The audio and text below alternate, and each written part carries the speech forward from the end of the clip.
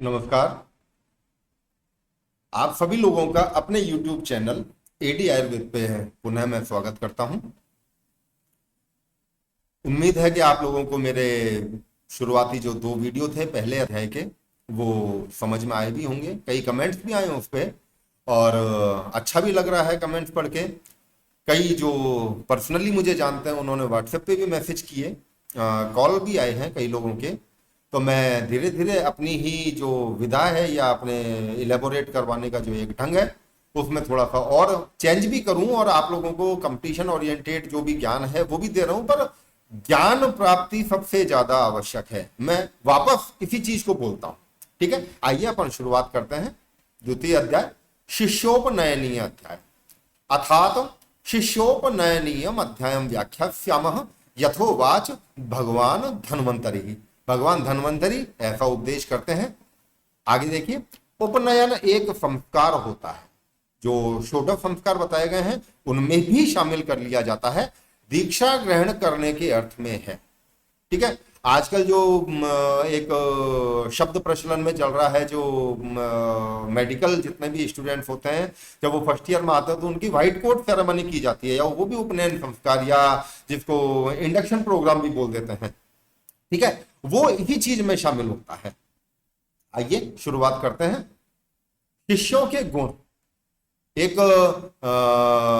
जो शिष्य है जिसको भी आयुर्वेद में इंटरेस्ट है, वो जो पढ़ना चाहता है क्या वो उसको समझने लायक है, इसकी भी तो परीक्षा जरूरी है। ठीक है, क्योंकि ज्ञान हमेशा पात्र को ही दिया जाता है। अगर कुपात्र के पास में कोई भी चीज पहुंच जाती है तो वह नुकसान ही करती है। एक सुभाषित में भी एक श्लोक आता है, विद्या विवादाय धनम मदाय शक्ति ही परेशान पर पीड़नाय खलस्य साधो विपरीत में तद ज्ञानाय दानाय च रक्षणाय। ठीक है, तो व्यक्ति की जो मानसिकता होती है उसके ऊपर भी यह निर्भर करता है कि वो क्या उपयोग में लेता है अपने दिमाग का। ठीक है, आइए।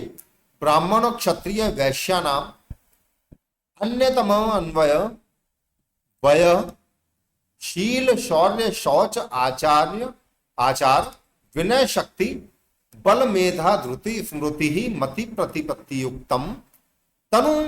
ये शारीरिक लक्षण जो बताए गए हैं, सामुद्रिक शास्त्र के जो लक्षण हैं वो भी यहाँ पे बताए गए हैं। इसी चीज के बारे में सुश्रुत ने भी एक श्लोक लिखा है, वो शायद तीसरे या चौथे चैप्टर में आएगा, उसके बारे में बताएंगे। आप इस श्लोक को याद रखिएगा। तनु जिह्वा ओष्ठ दंताग्र मृदु वक्त्र अक्षि नासम प्रसन्न चित्त वाक्चेष्टम क्लेश सहम च ऋषक शिष्यम उपनयेत। ठीक है, और इंपॉर्टेंट एक और, अतो विपरीत गुणम न उपनयेत। ऊपर जो गुण बताए गए हैं, ठीक है, गौर से सुनना, ये जो शुरुआत में गुण बताए गए हैं 2 लाइन में, इनके अलावा अगर इनके विपरीत गुणों वाला व्यक्ति है तो उसको शिक्षा नहीं देनी चाहिए या उसको दीक्षा नहीं देनी चाहिए। ठीक है, विशेष रूप से आयुर्वेद की बताया हुआ। अब कौन कौन से हैं? ब्राह्मण क्षत्रिय वैश्य, इन वर्णों में जो श्रेष्ठ हो। याद रखना, आज के समय में जो जन्म प्रधान वर्ण व्यवस्था है जिसको कि हम जाति प्रथा बोलते हैं, जबकि जाति अलग चीज है, वर्ण व्यवस्था, वर्ण हमेशा कर्म प्रधान हुआ है। जो ये जाति बताई गई है जो जन्म प्रधान, आज के समय में मैं उसके फेर में नहीं जाना चाहूंगा, पर इतना जरूर है कि ज्ञान प्राप्ति का अधिकार सभी को है। यहाँ ब्राह्मण क्षत्रिय वैश्य जो ये 3 नाम दिए गए हैं, ये कर्म प्रधानता के आधार पर दिए गए हैं, जन्म प्रधानता के आधार पर नहीं। ठीक है, आइए। जो आयुर्वेद अध्यायी कुल का हो, आयुर्वेद अध्यायी कुल का मतलब कि जिसके परिवार में पीढ़ी दर पीढ़ी आयुर्वेद का अध्ययन करवाया गया हो, अध्यापन करवाया गया हो, और वहां पे ऐसा चिकित्सा कर्म होता रहा हो। ठीक है, वह जो शब्द बताया हुआ है इसका अर्थ है तरुणावस्था, जो बाल्यावस्था, तरुणावस्था, हालांकि विमर्श में मैंने बताया हुआ है, वो भी हम लोग देखेंगे। जो सामुद्रिक शास्त्र की मैं बात कर रहा था, ये था तनु जिह्वा ओष्ठ दंताग्र, के जिसके जिह्वा ओष्ठ दंताग्र पतले हो, वो आयुर्वेद के अध्ययन का अधिकारी है। मुख, आंख और नासिका सीधी हो, मतलब किसी भी प्रकार का विकृत नहीं होना चाहिए। किसी भी प्रकार से विकृति नहीं होनी चाहिए। क्यों? क्योंकि दर्शन स्पर्शन प्रश्न परीक्षेत च रोगिणाम भी एक कोट किया हुआ है, शायद चरक का ही है ये। उसमें अगर किसी भी चिकित्सक के खुद के सेंसरी ऑर्गन ढंग से काम नहीं कर रहे हैं तो वो चिकित्सक किस रूप में कर सकता है? ठीक है, इसलिए यहां पे ये चीज बताई हुई है, प्रसन्न मन वाला हो, अच्छी वाणी, और अंत में आता है क्लेशों को सहन करने वाला। ठीक है, ऐसे व्यक्ति को आयुर्वेद का अध्ययन करवाना चाहिए। इसी के विमर्श में जो आता है वो मैं नीचे जो बता रहा था, धृति, इसका अर्थ मन की संतुष्टि है। ये सब कुछ मैंने डलहन की जो निबंध संग्रह व्याख्या है उसमें से भी कोट किया है, और जो वाचस्पत्यम है, अमरकोश और शब्द कल्पद्रुम है, उसके अंदर से मैंने इस चीज को निकाल के और उसका हिंदी ट्रांसलेशन यहां पे किया हुआ है। स्मृति, पूर्व में अनुभव किए गए विषय का स्मरण करना। आइए, शिष्योपनयन विधि कैसे होता है कि शिष्य आपके पास में आ गया, आपने उसके लक्षण भी देख लिए कि हाँ यह सुपात्र है कि यह व्यक्ति आयुर्वेद का अध्ययन करने का अधिकारी है, तो उसके बाद में भी क्या काम करना चाहिए, जो वहां पे जो गुरुकुल में जाके जो शिक्षा प्राप्त कर रहे हैं तो उनको क्या क्या करवाना चाहिए। उपनियम तु, जो उपनयन करवाने वाला ब्राह्मण है वो प्रशस्तेषु तिथिकरण मुहूर्त नक्षत्रेषु, प्रशस्त जो लाभकारी है या जो शुभ है, ठीक है, तिथि करण मुहूर्त नक्षत्र ये सब ज्योतिष के अंग हैं। इसके बारे में कभी मौका मिलेगा तो किसी जो ज्योतिष का विद्वान होगा उससे हम लोग चर्चा करवा लेंगे। प्रशस्तायाम दिशि, प्रशस्त दिशा में, जिसको मुख्य रूप से पूर्व और उत्तर, इनको प्रशस्त माना जाता है।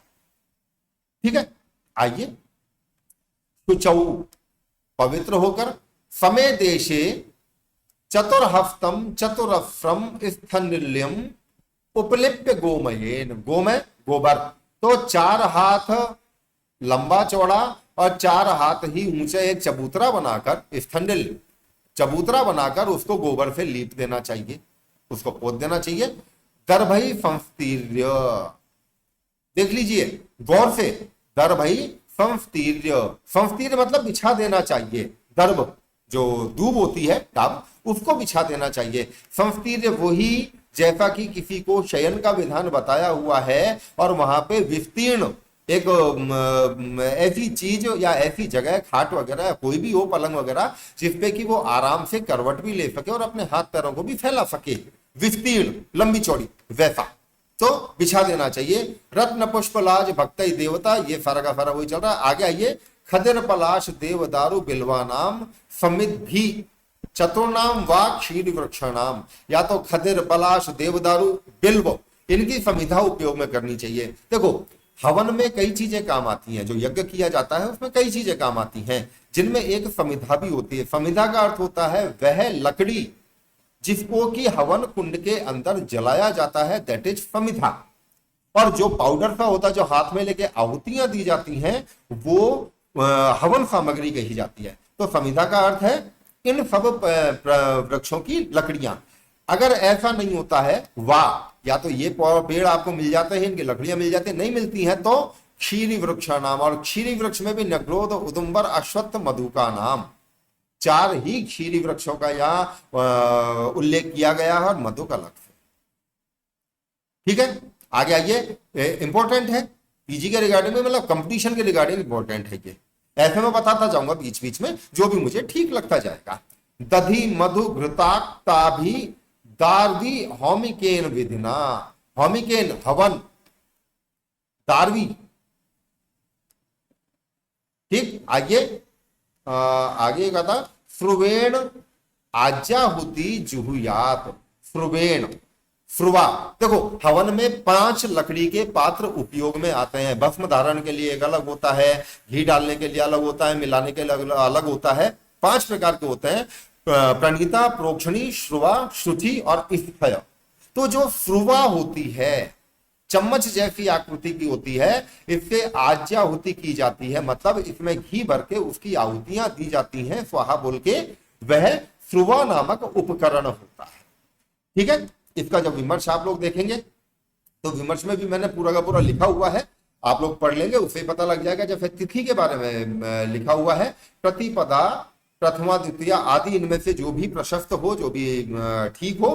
करण, बव, बाल, वादि, बव, बाल, ये सब करण है। मुहूर्त त्रिशत, जैसे कि चरक में भी कई जगह मैत्र मुहूर्त एक लिखा हुआ है, वो भी शुभ माना गया है। ठीक है, चरक संहिता में मैत्र मुहूर्त का उपयोग कई जगह किया गया है। नक्षत्र जो 27 बताए गए हैं, अश्विनी, भरणी, पूर्वा, भद्रा वगैरह, ये जो बताए गए हैं वो ये ज्योतिष शास्त्र के आधार पर बताए। प्रशस्त दिशा पूर्व और उत्तर, चतुरस्र 4 कोनों वाला। ठीक है, और नीचे आइए, श्रुवा नामक पात्र से घी की आहुति दी जाती है। मैंने पूरा लिखा हुआ है यहाँ पे, प्रणीता, प्रोक्षणी, श्रुवा, शुचि और इफ्फा, ये पंच पात्र कहे जाते हैं जो कि हवन में काम आते हैं। ठीक है, अधिकारी कौन कौन है आयुर्वेद का जिसका उपनयन संस्कार करवाना चाहिए? ब्राह्मण त्रयाणाम वर्णानाम उपनयनम कर्तुमर्हति। जो ब्राह्मण होता है वह 3 वर्णों का ही उपनयन करवा सकता है। ठीक है, राजन्यो द्वयस्य, जो क्षत्रिय वर्ण का होता है वो 2 का, और वैश्य केवल वैश्य का ही उपनयन संस्कार करवाया जा सकता है। शूद्र को भी विज्ञा दीक्षा दी जा सकती है, पर शूद्र कैसा? कुल गुण संपन्नम, यही इंडिकेट हो जाता है सब कुछ।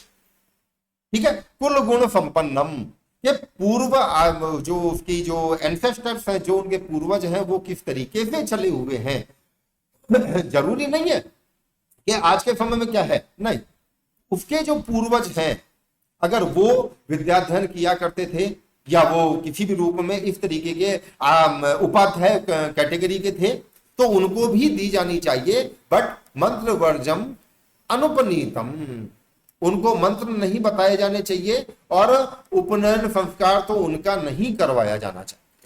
ये ऐसा बताया गया है। मैं पुनः कह रहा हूं कि जाति प्रथा अलग चीज है, वर्ण व्यवस्था जो ये बनाई गई थी आचार्यों की, ये बहुत साइंटिफिक है। ठीक है, आइए, गुरु के प्रति शिष्य के क्या कर्तव्य होते हैं? गुरु के प्रति शिष्य के कर्तव्य क्या क्या होने चाहिए? केवल उपनयन संस्कार करवा दिया और वहां पे जाके वो अगर आश्रम का या जो गुरुकुल है उसके नियमों का पालन नहीं करता है तो नुकसान हो सकता है। तो उनके भी एक कर्तव्य, जो उनके कर्तव्य हैं, अधिकार अलग चीज है, जो कर्तव्य है वो क्या क्या होने चाहिए? आइए, अग्नित्रि परिणीया अग्नि साक्षिकम शिष्यम ब्रूयात, 3 बार प्रदक्षिणा करे और उसके बाद में शिष्य को बोले। काम, क्रोध, लोभ, मोह, मान, अहंकार, ईर्ष्या, पारुष्य, पारुष्य का अर्थ होता है कठोर वचन बोलना। ठीक है, पैशून्य, चुगलखोरी, मैंने नीचे लिखा हुआ भी है, एक का दूसरे को भिड़ाना, दूसरे का तीसरे को भिड़ाना, वो सब, तो ये सारे काम नहीं होने चाहिए। नीच नख रोमना, नाखून और बाल ये नीच होने चाहिए, मतलब कटे हुए होने चाहिए। ठीक है, सुचिना, पवित्र रहना चाहिए, और कषाय वाफा, कषाय वर्णी वस्त्र पहने। सुचिना, शौच का उपयोग करे, कषाय वाफा, कषाय वस्त्र पहने। ठीक है, बाकी चीजें पूरी की पूरी हैं। अंत में बताया अफलाच विद्या न च प्राकाश्यम प्राप्नोति। आचार्य कह रहा है यहाँ पे, जो व्यक्ति जो उसको उपनयन संस्कार करवा रहा है, जो दीक्षा दे रहा है, कि अगर आप मेरी बातों को नहीं मानते हैं तो आपकी विद्या अफल, निष्फल हो जाएगी। ठीक है, और नच प्राकाश्यम प्राप्नोति, और आप लोगों को प्राकाश्य भी नहीं प्राप्त होगा, आपके नाम पर प्रकाश नहीं पड़ेगा, मतलब आपकी प्रसिद्धि भी किसी भी रूप में नहीं होगी। ठीक है, चरक को मैंने कोट किया हुआ है विमर्श में। अब गुरु भी तो अपना कर्तव्य निभाएगा, गुरु केवल अधिकार के रूप में तो रह नहीं सकता, उसके भी अपने कर्तव्य हैं। शिष्य अपने अधिकारों के प्रति ही जागरूक नहीं रहे, उसके भी अपने कर्तव्य होते हैं। तो उनके कर्तव्यों की और अधिकारों की बात हमने कर ली है। अब यहाँ पे गुरु भी प्रतिज्ञा करता है, अहम वा त्वयि सम्यक वर्तमाने यद अन्यथा दर्शी श्यामेनो भाग्यवेयम अफल विद्यश्च। ठीक है, कि अगर मैं आप लोगों को ढंग से नहीं सिखा पाता हूं तो अफल विद्यश्च, तो मेरी विद्या भी निष्फल हो जाए, कि मुझे भी प्रसिद्धि ना मिले। ये अपने आप के वचनों में ही बद्धता है, इसके अलावा कुछ नहीं है। ठीक है, आइए नेक्स्ट पे। नेक्स्ट का टॉपिक है शिष्य के विद्या प्राप्ति उपरांत कर्तव्य। अभी विद्या प्राप्ति भी उसने कर ली, अब शिष्य के कर्तव्य क्या क्या रहेंगे। ठीक है, द्विज, गुरु, दरिद्र, मित्र, प्रविजय, तो ये पूरा का पूरा लिखा हुआ है। आप लोग हिंदी में केवल एक लाइन देख लीजिए। सभी नियमों का पालन करने से विद्या प्रकाशित होती है। नियम कौन कौन से? ये सारे जो बताए गए। ठीक है, और मित्र, यश, धर्म, अर्थ, काम आदि की भी प्राप्ति होती है। जो मैंने चरक को कोट किया था, क्वचित धर्म है, क्वचित अर्थ है, क्वचित मैत्री, क्वचित यश, कर्माभ्यास, क्वचित चेति, चिकित्सा नास्ति निष्फला। बट प्रोफेशनलिज्म आप लोगों में होनी चाहिए, आपको अडॉप्ट करनी पड़ेगी। ठीक है, आइए अध्ययन काल। चरक ने भी ऐसा ही कोट किया है, भागवत ने भी किया है, या सुश्रुत जी ने भी किया है। कृष्णे अष्टमी तन्निधने अहनि द्वे शुक्ले तथा अप्येव महर द्विसंध्यम अकाल विद्युत स्तन यत्न घोषे स्वतंत्र राष्ट्र क्षिप्ति पव्यथा सुख। ऐसे ऐसी टाइम में या ऐसे ऐसे समय में विद्या का अध्ययन नहीं करना चाहिए। ठीक है, अब क्यों? कुछ वैयक्तिक कारण हैं, कुछ ज्योतिष के कारण हैं, और कुछ राष्ट्र के कारण हैं। ठीक है, क्यों नहीं करने चाहिए वो आप लोग इसकी हिंदी एक बार देखेंगे, आप लोगों को समझ में आ जाएगा। चरक ने जो बताए हुए हैं अध्ययन के लिए निषिद्ध समय, ठीक है, वो चरक संहिता सूत्र स्थान अध्याय 8 24वें नंबर का जो श्लोक है जो बताया हुआ, वो इस प्रकार सूत्र स्थान का दूसरा अध्याय शिष्योपनयनीय नामक दूसरा अध्याय यहीं पे समाप्त होता है। आप लोगों से रिक्वेस्ट करता हूं कि आप लोग अभी चैनल को सब्सक्राइब करें, शेयर भी करें, लाइक भी करें, बेल आइकन दबा दें, क्योंकि जैसे जैसे वीडियो आते रहेंगे आपके पास जल्दी से जल्दी वो पहुंचते भी रहेंगे। और मैं थोड़ा और आप लोगों को चाहे ज्ञान के हिसाब से या कंपटीशन के हिसाब से जो कुछ भी है ज्यादा से ज्यादा अच्छे से अच्छा बताने की कोशिश करूंगा। धन्यवाद, थैंक यू।